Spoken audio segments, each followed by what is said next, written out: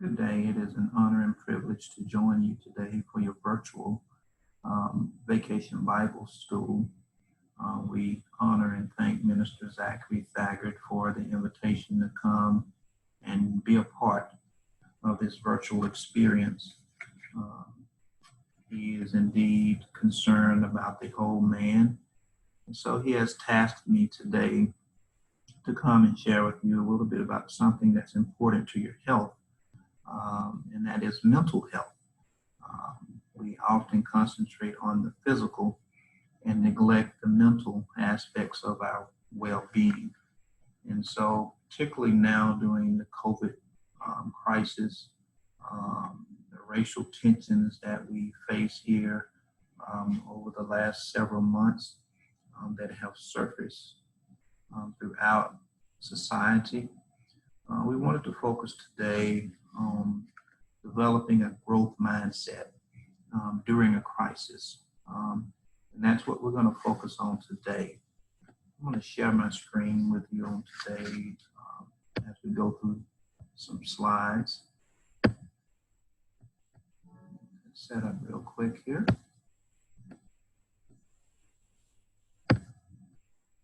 And so again, developing a clear mindset during crisis is what we'll be focusing on today. So when we think about mental health, it's something that's taboo in society and even more taboo when it comes to discussing our mental health in the church, particularly African American churches.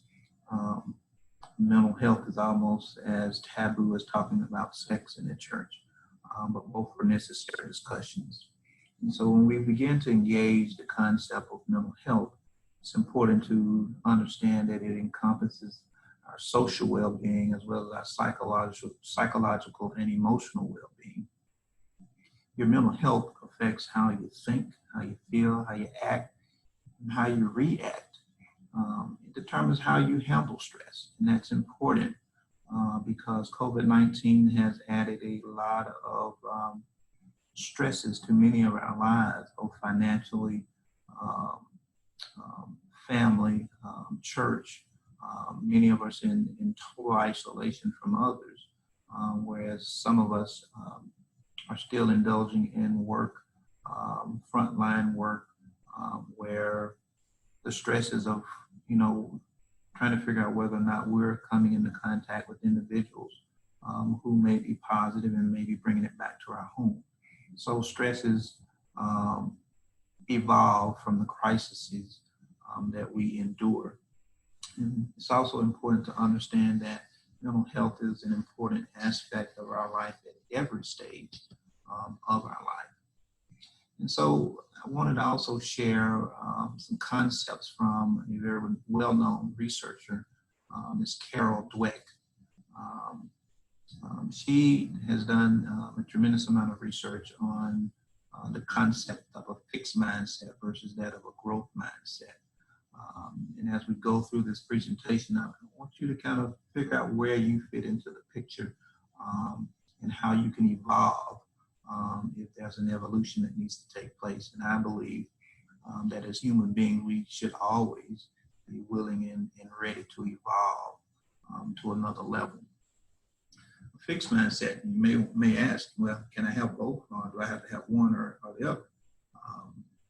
Typically, go from one stage to another depending on the situation.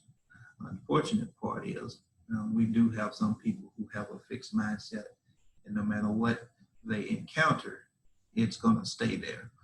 There is no flexibility, and that's actually a very poor state to be in because it hinders one's growth. And so what is a fixed mindset? These are people who believe that their qualities are fixed traits and they can't be changed. It can't, you hear the old impetus that you can't teach old dogs new tricks. I beg to differ. You can if you take time with the dog and be loving and kind to the dog. The dog is amped to pick up some new tricks.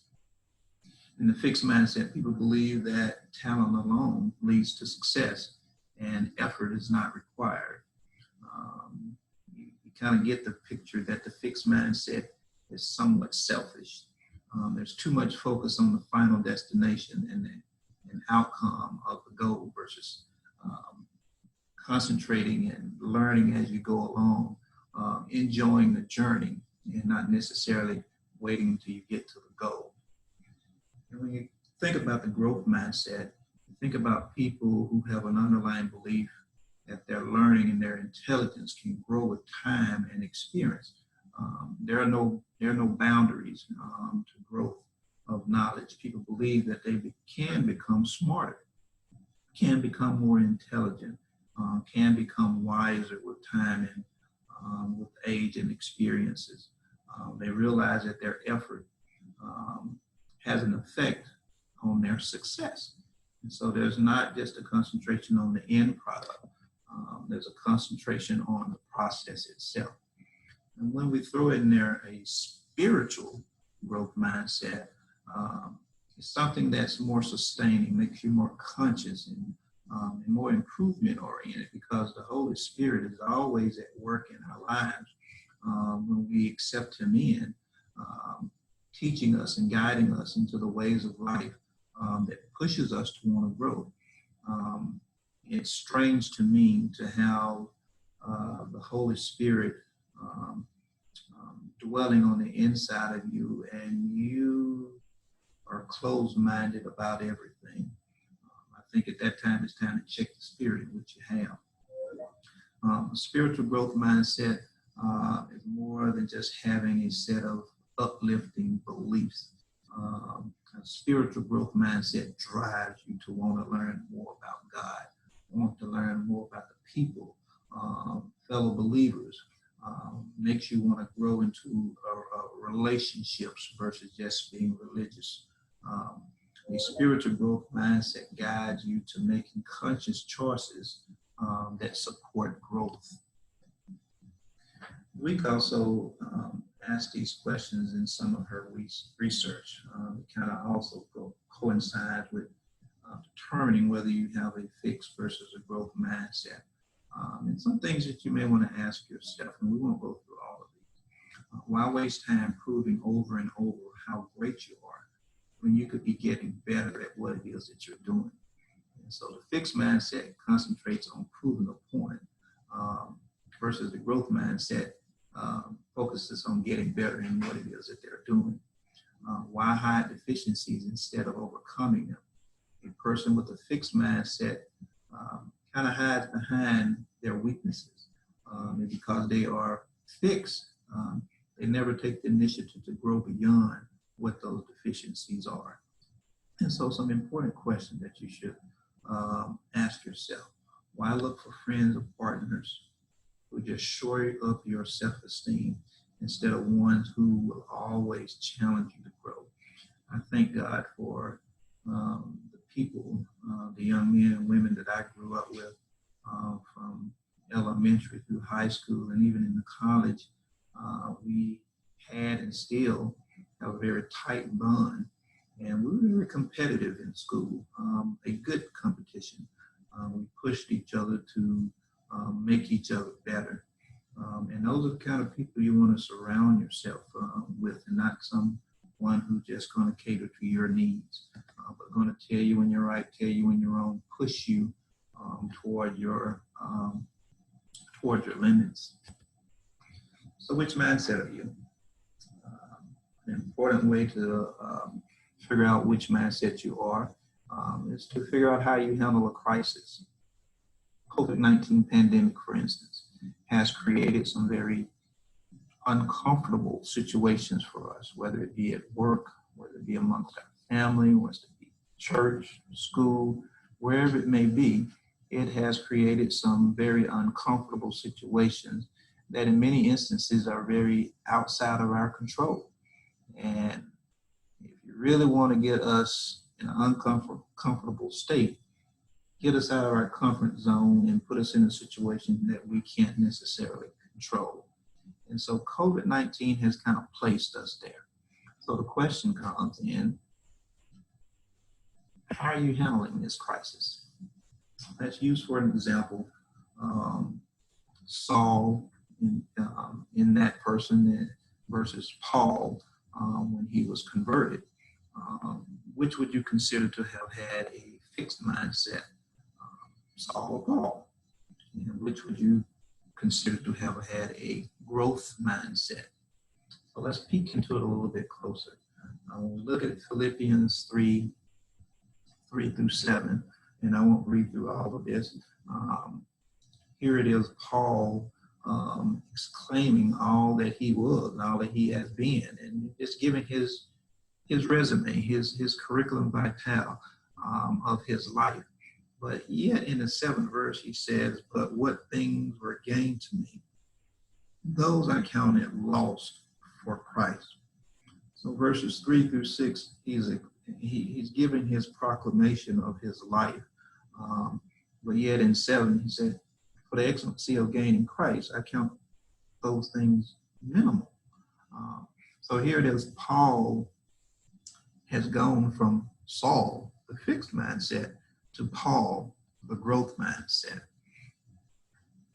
Here we see some of the characteristics. Saul believed it was his duty to defend the faith. After his conversion, after seeing the light, he realized God doesn't need any defending. Saul was all about the law. But after the conversion, he realized Jesus was the only one to fulfill God's law.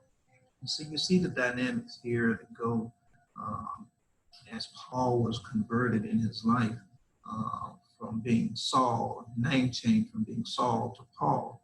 His character also changed when he came into a relationship with God. Saul was all about religion. He had a religious life, but Paul had an experience because he developed a relationship with Jesus Christ. But the importance of a growth mindset during a crisis. We realize that when you have a growth mindset, you realize that God's power is made perfect in our weaknesses. We can't do it without God. You understand that there is nothing that God cannot do, but there is nothing you can do on your own. A growth mindset during a crisis fosters your faith, your hope, your love, your forgiveness of yourself as well as others. It gives you a sense of, particularly with COVID-19, a better appreciation for fellowship and compassion for your neighbors, your loved ones, your family. One can differentiate, and it starts at home. This time has given us an opportunity to differentiate whether we are a religious person or whether we truly are disciples of Christ. This time in crisis and the importance of it has allowed us to grow to know ourselves, our strengths, and our weaknesses a whole lot better. So how do we shift, as Saul did to Paul? How do we shift to a growth mindset during a crisis? And I would say that the first thing you need to do is acknowledge the strain that you're experiencing and be kind to yourself. Drop your pride and accept your vulnerabilities. As soon as you can accept them, you can grow from them. Give yourself permission to actually feel. Quite often we're so busy with stuff, with work, or with whatever, that we never take the time to just feel for ourselves. Embrace the discomfort. We have to understand that when we enter unfamiliar situations, we enter opportunities for growth. If we allowed our fears to confine us, we would never expand our knowledge and develop as a person. We must look for ways to be outside of our comfort zones and to celebrate it. It simply means you're expanding who you are. Know your resistance. Use the crisis to identify your internal limits. Oftentimes, we create very hectic lifestyles for ourselves, basically to avoid being still and alone with ourselves. Take the time to understand what exactly it is that you are afraid of and why you're avoiding yourself. Next point, practice gratitude and awareness. It's always easy to think about what you don't have. However, a crisis like COVID-19 has forced us into isolation that makes us more aware of the need for social interaction. God made us as interconnecting beings. He never meant for us to be alone. And it's important for us to understand and appreciate the fact that we need each other. The next point, identify what truly matters to you. When we are in the hustle of life, we often make decisions that aren't aligned necessarily with our core values.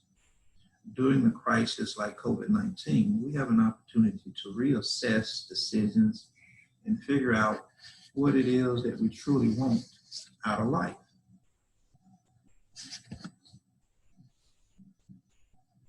Three points that I really want to drive home to you, and you can remember the acronym, the 3 R's: rest, reflect, and reset. Recognize the value of rest. Take the time to reflect and take a bold step to reset your life. When we recognize the value of rest, most of us are comfortable while under a great deal of pressure. Now, I know my schedules are pretty hectic, and I've gotten comfortable and too comfortable with that over the last 20 years. And so sometimes I wonder, even within myself, do I even know how to slow down? And that's not a good place to be. Become more comfortable multitasking 6 to 7 days out of the week. However, we must consider what we're doing for rest. Are we being as intentional about resting our body and our mind as we are with completing our list of tasks? Rest is vital to helping strengthen your immune system during a crisis. I want us to understand too that God places a strong value on rest. We find in Exodus 20th chapter that it tells us to remember the Sabbath day, to keep it holy. And down in the 11th, at the end of the 11th verse, he says, wherefore the Lord blessed the Sabbath day and hallowed it. Sabbath means to rest. So to rest is a holy thing. Hallowed means holy. So it's important to God, therefore it should be important to us to find time designated for rest. Take time to reflect. What are your barriers to slowing down? Why can't you just slow down from your job, from running around rabid with your children, from running crazy even with church work? We have to stop placing the blame and accept that we are responsible for our lifestyle. Take time to reflect on why you feel so pressured to be constantly working. And lastly, take the bold step to reset. Ask yourself, what can you do differently moving forward? With this interruption during COVID-19 and what you felt as a normal life, you have the opportunity to experience something new, something more healthy, an avenue to test new routines and create a more productive lifestyle. Even with the crisis going on around us, you have the opportunity to reset and provide yourself with a very fresh start. So in conclusion, see the challenges that we face in crises as an opportunity. Trust your brain as you explore new heights. And just remember, it can change throughout your life. Focus on learning versus seeking approval. Embrace the process and not the end goal. Make mistakes and keep on learning. Acknowledge your weaknesses. Find ways or people to help you overcome those weaknesses. Maintain a sense of purpose of your life. Always ask yourself, what can I learn from this situation to better develop my skills, even in the crisis? And remember 1 Peter 5:7. Cast all your care upon him, for he careth for you. God never expected us to be strong when we could cast our cares upon him.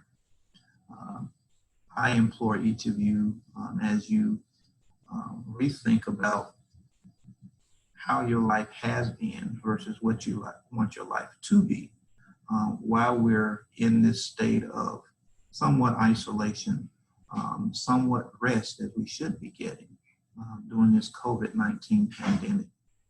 Reassess your life. Reassess the things that you do or you find that are important to you in your life. Find time for rest, reflect, and then reset. God bless you. And again, thank you, Minister Thaggart, for this opportunity to share with your congregation. God bless you, and may God keep you.